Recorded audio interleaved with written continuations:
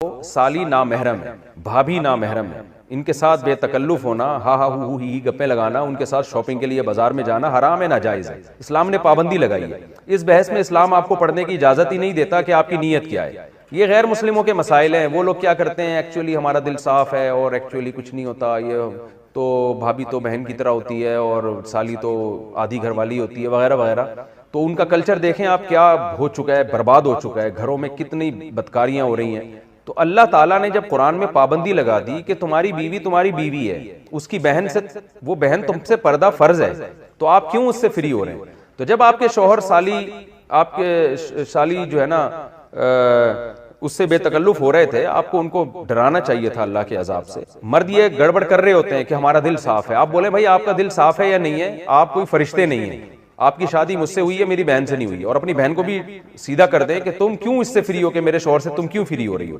तो ये बहस ही गलत है कि दिल साफ है या खराब है। इस्लाम ने बेसिक पर ही पाबंदी लगा दी है। तो भाभी पर भी लाजिम है कि वो देवर से पर्दा करे।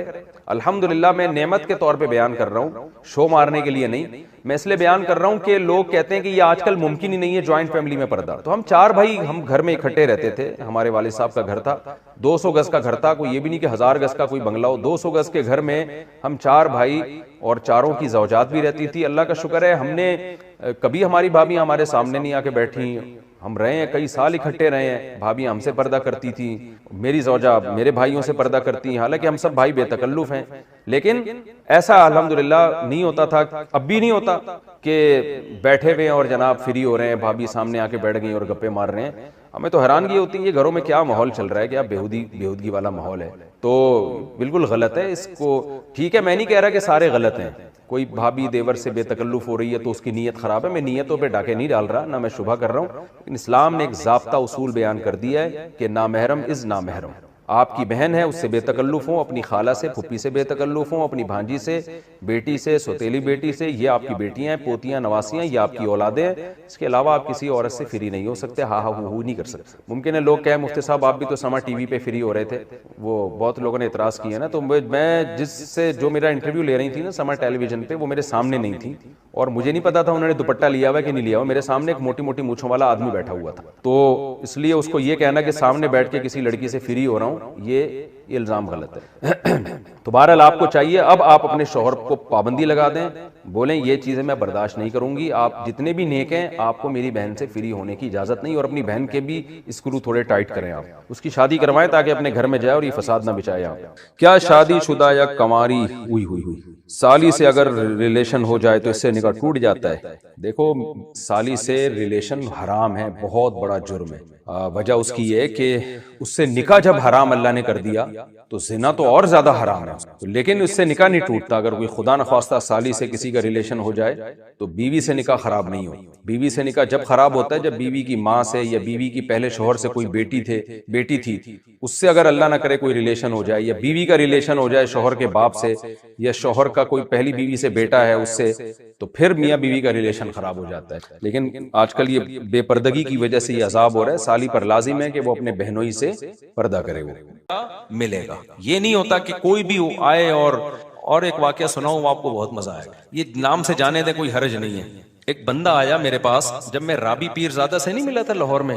राबी पीरजादा नाम है ना, राबिया पीरजादा, वो जो एक्टर थी पहले, फिर तौबा कर ली उन्होंने, दीनदार बन गई। लाहौर में मेरी मुलाकात हुई। मैं जब आया तो उस्मान ने मुझे बताया कि एक बंदा मिलना चाह रहा है आपसे। अच्छा, बंदे के मेरा शक्ल का मजाक उड़ाना मकसद नहीं है उसका, लेकिन बात ही ऐसी हो गई। बंदा ब्लैक इतना कि शायद अंधेरे में नजर ना आए। वो बात उसने ऐसी की ना, अब देखो, बारीक, ना एजुकेशन, कुछ भी नहीं। अच्छा, अब क्या हुआ है कि भाई हमसे तो अच्छा ही होगा, हमारी अमाल के लिहाज से हमसे अच्छा ही होगा, मेरा मजाक उड़ाना मकसद। वो मिलना चाह रहा है, मैं एक दफा मिल लिया, फिर दोबारा पर उस्मान ने बताया कि मैंने कहा इससे पूछो इसको काम क्या है, क्यों बार बार मिल रहे हैं? कहते हैं वो ये कह रहे हैं कि मैं राबी पीरजादा के लिए मेरा निकाह का पैगाम आपके मेरी वहां शादी कर। मैंने कहा भाई इसको बोलो, मुझे नहीं पता वो मैरिड है अनमैरिड है, हो सकता है मैरिड हो, मुझे तो इसकी तहकीक नहीं है। दूसरी बात यह कि मेरा इतना ज़र्फ नहीं है कि मैं आपका पैगाम, मैंने कहा कोई डिजाइनिंग आपस में मैंने कहा आपको खोल के दोबारा जोड़ना पड़ेगा, रिपेयरिंग से आप उसके काबिल नहीं बनोगे। रिपेयरिंग से नहीं, रिपेयरिंग भी होगी ना, आप ब्यूटी पार्लर में कितनी भी रिपेयरिंग, तेजाब से नहा लो आप। तो मैंने कहा भाई आपको ना इसको इनको बताओ खोल के दोबारा जोड़ना पड़ेगा। और जो आम मशीनें होती हैं खुल के जुड़ जाती हैं, इंसान एक दफा खुल गया ना जुड़ता नहीं। रिपेयरिंग वाला मैंने कहा हिसाब किताब नहीं है, तेजाब से नहा लो शायद कुछ। तो मैंने कहा यार कुछ कुछ जोड़ की बात कर रहे हो यार, कुछ बेचारा था भी गरीब। मकसद मजाक उड़ाना नहीं है किसी का। और आपको क्या पता मैं किसकी बात कर रहा हूँ, गीबत भी नहीं है, किसी को क्या पता। किस्सा भी तो उस वक्त का है जब मैं वहां मुलाकात करके आया था। तो अब वो कहे कि यार देखो राबी पीरजादा में इतना तकब्बुर है, मैं भी तो मुसलमान हूँ, मैंने पैगाम भेजा, तो ये बात सही होगी? भाई इस्लाम ने कहा है कि जहां भी निकाह हो लड़का लड़की के जोड़ का होना चाहिए, तभी जिंदगी अच्छी और कामयाब गुजरती, वरना गुजरती नहीं है। तो अब ये जो मैंने बताया ना, तलाक याफ्ता खातून ने गाड़ी रोक के शुक्रिया अदा किया। वजह क्या है कि उनको उनके स्टैंडर्ड का रिश्ता मिल गया, तभी शुक्रिया अदा किया, खुश जिंदगी गुजर रही। वरना वो कहती मुझे फंसवा दिया दूसरी के चक्कर में ये कहती ना। तो ऐसी बहुत सारी खवातीन है।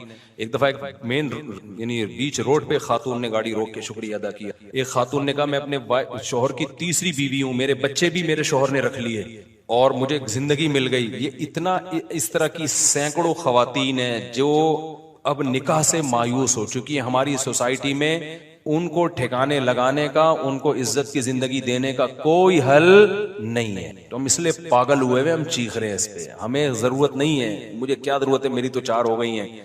पहले तो लोग कहते शायद अपनी के चक्कर में है, तो हमें क्या जरूरत है यार, हम तो दुखड़ा रो रहे हैं। हम मर्दों को अय्याशी पे नहीं डाल रहे हैं, हम चाह रहे हैं कि औरत को इज्जत के साथ घर में ठिकाना मिले। हाँ, तो ये मेरा पहले भी फलसफा था, तो मैं लोगों को बताता था, लोगों को मानते ही नहीं थे, बस यही कि अय्याशी अय्याशी। फिर मैंने कहा इन लोगों को समझाने से बात, मैंने कहा हाँ अय्याशी कर रहा हूँ। फिर लोग आते थे ना, क्यों कर रहे हो शादी मुझसे, मैंने कहा अय्याशी का दिल कर। क्या मतलब, आप मौलवी हो अय्याशी कर रहे हो? मैंने कहा अपने खर्चे पे कर रहा हूँ ना, भीख मांग आपके खर्चे पे कर रहा हूँ, मैं कर रहा हूँ, मेरे दिल चाह रहा है अय्याशी करने का। तो हराम अय्याशी थोड़ी हलाल है, तो आपका क्या मसला है? तो जब ये कहता था ना, फिर चुप हो जाते थे। फिर क्या हो जाते थे, फिर मैं लोगों को मैं कहता यार, मैं अगर निहारी खाता हूँ अपने खर्चे पे, आपको उस पर एतराज नहीं है। मैं अगर बर्गर खा रहा हूँ आपको उसके, तो मैं एक और शादी कर रहा हूँ तो आपको उस पर क्यों एतराज है? तो ऐसे फजूल बातें हैं। तो इसलिए लोगों को ज्यादा डिटेल में जाने की जरूरत नहीं है। आप कर रहे हो ना, लोग एतराज कर रहे हैं, ठरकी है अय्याशी है, कह रहे भाई है यार, कह रहे हम तो है भाई, हमें तो शौक है अय्याशी करने। तो अगर कोई हराम है तो बताओ, फिर हम नहीं करेंगे। अगर हलाल है तो भाई हमें तो अल्लाह ने क्या कहा, अल्लाह मियाँ ने दुनिया की नेमतों में सबसे बड़ी नेमत तो बीवी को करार दिया है। और कुरान ने क्या कहा है, ज़ुय्यिना लिन्नासी हुब्बुश शहवाति मिनन निसा।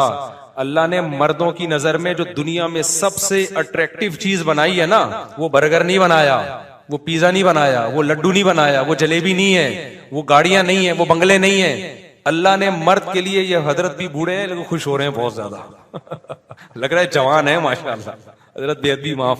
तो अल्लाह मियाँ ने जो सबसे ज्यादा अट्रैक्टिव चीज कुरान के मुताबिक मर्द के लिए बनाया है, वो किसको बनाया है?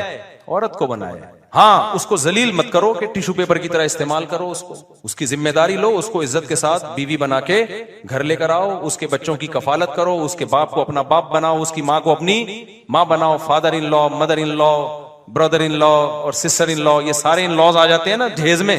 क्या ख्याल है, गर्लफ्रेंड से कुछ भी नहीं आता। हमें जहेज भी यही मिला है, वो वाला जहेज तो हमें वो मिला भी नहीं। साले हैं मेरे माशाल्लाह होलसेल के हिसाब से, सबको रिस्पेक्ट देनी पड़ती है। सुसर